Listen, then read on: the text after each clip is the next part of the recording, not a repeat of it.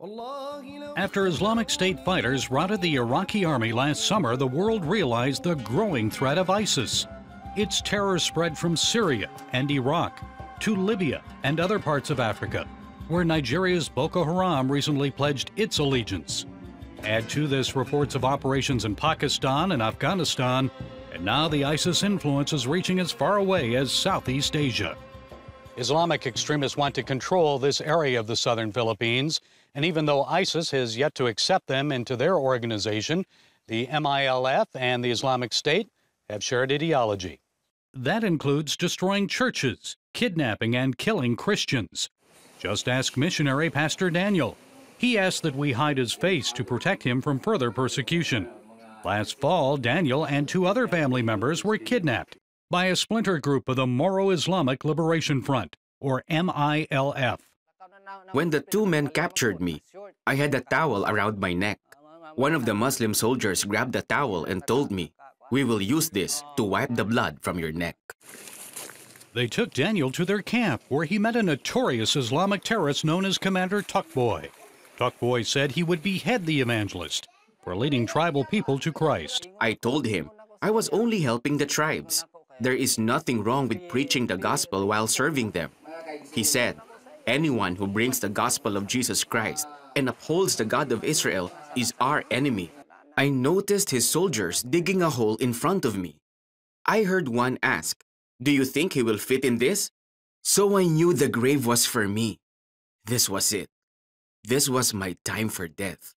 And Pastor Daniel says Commander Tukboy revealed his true identity. Tukboy asked, "Do you know me? I'm the leader of ISIS in the Mindanao Islands. The Philippine government has been hunting me for a long time." Then he showed me the ISIS flag hanging in the camp. I also saw documents that had an ISIS flag on the letterhead. Daniel's family and friends prayed as the ordeal continued. Daniel's 10-year-old daughter, Carol, was among them. She tearfully told us she trusted God to deliver her father from death. We prayed John 15:7 for Papa. "If you remain in me and my words in you, ask whatever you want and it will be done for you." The next morning, Commander Tukboy received an urgent phone call. Tukboy handed me the cell phone. A big voice on the other end asked, "Are you Pastor Daniel?" I said yes.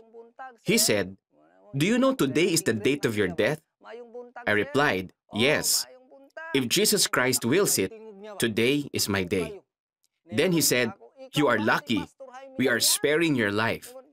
You are not going to die today." Daniel returned home with a warning. Stop evangelizing tribal people. Daniel now lives in another part of Mindanao. Foreign Ministry spokesman Charles Jose says that kidnapping does not mean ISIS is gaining a foothold in southern Philippines.